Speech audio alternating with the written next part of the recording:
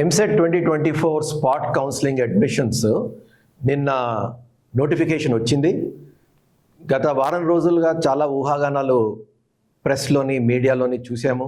ఈసారి గవర్నమెంటే చేయబోతుందని, internal sliding లాగే స్పాట్ అడ్మిషన్స్ కూడా చేస్తారని. కాకపోతే మళ్ళా గవర్నమెంట్ ఒక బ్యాక్ స్టెప్ తీసుకొని పాత పద్ధతిలోనే, అంటే మేనేజ్మెంటే స్పాట్ అడ్మిషన్స్ డిసైడ్ చేస్తుంది. సో అయితే ఇందులో మార్పులు ఏమి లేవు. ది ఓన్లీ థింగ్ ఈజ్ ఈసారి మనకి ఇంటర్నల్ స్లైడింగ్ తర్వాత ఎన్ని సీట్లు మిగిలేయి అన్నది మనకి ఇన్ఫర్మేషన్ ఇప్పుడు పబ్లిక్ డొమైన్లో ఉంది. ఎంసెట్ వెబ్సైట్కి వెళ్తే మనకి కాలేజ్ వైజ్ ఏమేమి సీట్లు ఉన్నాయి అన్నది మనకి తెలుసు. అండ్ కొన్ని కాలేజెస్లో, కొన్ని మంచి కాలేజెస్లో సిఎస్సి ఉన్నాయి, చాలా కాలేజెస్లో ఈ ట్రిపుల్ ఈ కానీ, మెకానికల్ కానీ, సివిల్ కానీ టాప్ కాలేజెస్లో ఉన్నాయి. ఆ తర్వాత ఈసీఈ కూడా కొన్ని కాలేజెస్లో ఉన్నాయి. సో మీరు అవి చూస్తే what are the seats that are available అన్నది మీకు కాలేజ్ బై కాలేజ్ తెలుస్తుంది. ఫర్ ఎగ్జాంపుల్, అనురాగ్లో సిఎస్సి, సిఎస్ఎం, ఈసీఈ, ఐటీ ఉంది. సిఎంఆర్జీలో సిఎస్డి ఉంది. సిఎంఆర్ఎన్లో ఈసీఈ ఉంది. గోకురాజ్ లైలావతిలో సిఎస్ఎం ఉంది. ఐఏఆర్ఈలో అంటే ఏరోనాటికల్లో ఈసీఈ ఉంది. కేఎంసీఈలో ఈ కేశవ మెమోరియల్ గ్రూప్లో ఏమవుతుంది అంటే వాళ్ళ దగ్గర 2 కానీ 3 బ్రాంచెస్గా ఉంటాయి. సో స్లైడింగ్ అయిన తర్వాత సిఎస్సి బ్రాంచెస్ మిగిలిపోయాయి. సో కేఎంసీఈలో సిఎస్ఎం ఈసీఈ ఉంది, కేఎంఈసీలో సిఎస్ఎం ఉంది, కేఎంఐటీలో సిఎస్ఎం ఉంది, ఎన్జిఐటీలో సిఎస్ఎం ఉంది. సో వీటన్నిటిలోని all these things are available. అదేవిధంగా ఎస్ఎన్ఐ అంటే శ్రీనిధిలో ఈసీఈ ఉంది. తర్వాత సిబిఐటి వాసవిలో ట్రిపుల్ ఈ ఉంది, విజేఐటీలో ఈసీ ఉంది. సో ఈ ట్రిపుల్ ఈ అన్నది almost all top institutes, CBIT వాసవిలోనే ఉన్నాయి అంటే అన్ని చోట్ల ఉంటాయి. విఎన్ఆర్ విజేఐటీలో ఇన్స్ట్రుమెంటేషన్ ఉంది. సో ఈ ట్రిపుల్ ఈ అండ్ ఇన్స్ట్రుమెంటేషన్కి ఒక ప్రత్యేక ప్లేస్, ఒక హోదా ఉంది. ఎందుకంటే they are all circuit branches. And ఎలక్ట్రానిక్స్లో some part, electronics and communication ఇంజనీరింగ్లో సమ్ పార్ట్ ఈ ట్రిపుల్ ఈలో కూడా కవర్ చేస్తారు.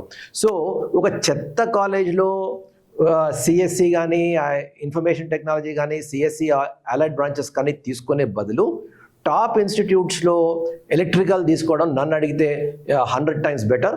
And also there is an advantage, triple ఈతో గవర్నమెంట్ జాబ్స్ కూడా అప్లై చేసుకోవచ్చు. జెన్కోక్ కానీ, ట్రాన్స్కోక్ కానీ ఏమైనా వేకెన్సీస్ ఉంటే అందులో కూడా అప్లై చేసుకోవచ్చు. లేకపోతే గేట్ రాసుకొని anyway you can always go for MTech. So triple E and circuit branch కాబట్టి IT and CSC related placements కూడా వాళ్ళు తెచ్చుకోవచ్చు. తర్వాత మనందరికీ తెలుసు, ఇప్పుడు కొత్తగా జేఎన్టీయూ అండ్ ఉస్మానియాలో కూడా మైనర్ విధానం ఉంది. So you can take a minor in any computer subject and ఆ విధంగా కంప్యూటర్ ప్లేస్మెంట్స్ కూడా రెడీ అవ్వచ్చు. సో అందుకోసం ఈ ట్రిపుల్ ఈ కొంచెం సీరియస్గా ఆలోచించాలి ఇన్ టాప్ కాలేజెస్. తర్వాత ఇంకోటి ఏంటంటే, ఈ టాప్ కాలేజెస్లో ఈ స్పాట్ అడ్మిషన్స్ అన్నది కొంచెం అట్లీస్ట్ ట్రాన్స్పరెంట్గా చేయడానికి ఛాన్సెస్ ఉన్నాయి. మిగిలిన కాలేజెస్లో స్పాట్ అడ్మిషన్ అంటే ఆబ్వియస్లీ వాళ్ళు ఏం చేస్తారు, ఇంతకుముందులాగే సీట్లు అమ్ముకుంటారు. సో ఈ ట్రిపుల్ ఈకి వాటికి అంత ప్రీమియం ఉండదు కాబట్టి ఒక రీజనబుల్, అంటే యాన్యువల్ ఫీజు కడితే సరిపోతుంది, దానికి ఏం పెద్దగా డొనేషన్ ఏమీ కట్టే అవసరం ఉండదు. So that is one thing. So ఇప్పుడు బేసికలీ గవర్నమెంట్ నోటిఫికేషన్ ప్రకారం ఏవో డేట్స్ అవన్నీ ఇచ్చింది. ఆ డేట్స్ అన్నీ ఇంపార్టెంట్ కాదు. ఓన్లీ థింగ్ అంటే 2 September లోపల ఈ మొత్తం ప్రాసెస్ కవర్ అయిపోవాలి. డేట్ ఎందుకు ఇంపార్టెంట్ కాదు అంటే ఎనీవే వాళ్ళు సీట్లు అమ్ముకుంటారు. సో మీరు ఇమ్మీడియట్గా మీరు చేయవలసింది ఏంటంటే దిస్ ఇస్ ఫర్ హూమ్, ఎలాంటి వాళ్ళకి ఇది, this is for students who have not already taken admission. ఎందుకంటే మీ ఒరిజినల్స్ మీ దగ్గర ఉండాలి, ఆ ఒరిజినల్స్ వాళ్ళు వెరిఫై చేస్తారు. సో మీరు whoever has not taken admission so far, this is a golden opportunity. మీరు ఇమ్మీడియట్గా కాలేజెస్కి వెళ్ళి అక్కడ ఏఓ కానీ, వైస్ ప్రిన్సిపాల్ కానీ, ప్రిన్సిపాల్ కానీ, whoever is dealing with admissions కలిసేసి మీరు ఏవైతే సీట్లు ఉన్నాయో, ఆల్రెడీ చెప్పాను కదా, దాదాపుగా అన్ని కాలేజెస్ కలుపుకొని 10,000 సీట్లు ఉన్నాయి. ఈ 10,000 సీట్లలో మీరు ఏ కాలేజు, మీ రేంజ్ ప్రకారము ఏ కాలేజు, ఏ బ్రాంచ్ అన్నది చూసుకొని, నేను ఇందాక చెప్పాను కదా, ఎలక్ట్రికల్కి కూడా ట్రిపుల్ ఈకి కూడా కొంచెం ఇంపార్టెన్స్ ఇవ్వండి. ఏదో చెత్త కాలేజ్లో సిఎస్సి తీసుకునే బదులు టాప్ 10లో ఎలక్ట్రికల్ తీసుకోవడం చాలా ఉత్తమం. సో అది కన్సిడర్ చేసి మీరు టాప్ 10 కాలేజెస్కి వెళ్ళి వాళ్ళతో కనుక్కొని ప్రొసీజర్ ఏదో కనుక్కొని, అఫ్కోర్స్ గవర్నమెంట్ గైడ్ లైన్స్ అయితే ఉన్నాయి కానీ ఆ గైడ్ లైన్స్ ప్రకారం అయితే జరగవు. ఎనీవే వీళ్ళంతా అవి అమ్ముకుంటారు. సో మీకు రీజనబుల్ రేట్లో మీకు అది రావడానికి మీకు ఛాన్స్ ఉంది. అదే కాకుండా ఈసారి గవర్నమెంట్ కాలేజెస్లో కూడా, ఫర్ ఎగ్జాంపుల్ ఉస్మానియా ఇంజనీరింగ్ కాలేజ్లో బయోమెడికల్లో సీట్లు మిగిలిపోయాయి.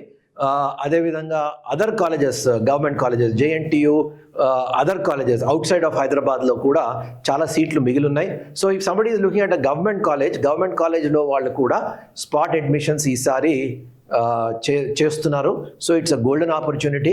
ఎవరికైనా గవర్నమెంట్ కాలేజెస్లో వెళ్దాం అనుకుంటే మీరు తప్పకుండా అవి కూడా చూడొచ్చు. బట్ ఈ తతంగం అంతా ఈ నెక్స్ట్ 2-3 డేస్లో ముగిసిపోతుంది. యాజ్ పర్ దాట్ ఇవాళ యాక్చువల్లీ 28న వాళ్ళు నోటిఫికేషన్ రిలీజ్ చేయాలి, వాళ్ళ నోటీస్ బోర్డ్స్లో పెట్టాలి. ఆల్రెడీ వాళ్ళు పెట్టక్కర్లేదు, ఆల్రెడీ వెబ్సైట్లో మనకి ఏ సీట్స్ ఖాళీ ఉన్నాయో మనకు తెలుసు. స్లైడింగ్ అయిపోయిన తర్వాత నెక్స్ట్ రేపు పేపర్ నోటిఫికేషన్ ఇవ్వాలి. ఆ తర్వాత నెక్స్ట్ 2-3 డేస్లో అంటే 30th to 2nd సెప్టెంబర్లో they have to complete the admission formalities. కాకపోతే ఈ అడ్మిషన్ ఫార్మాలిటీస్ అంటే బేసికలీ ఏంటంటే నెగోసియేషన్ ఓవర్ రేట్. సో మీరు అది ఇమీడియట్గా కాలేజెస్కి వెళ్ళి అది చేసుకోవడం బెటరు. కొన్ని CSE బ్రాంచెస్ అయితే కొన్ని చోట్ల ఉన్నాయి. లోవర్ కాలేజెస్లో CSE బ్రాంచెస్ చాలానే CSE సీట్లు అయితే ఉన్నాయి. So make use of this. And ఏదేమైనా ఈసారి 2nd సెప్టెంబర్తో MCET కౌన్సిలింగ్ అంతా ఒక కొలిక్కి వస్తుంది. So all the best for your MCET counselling.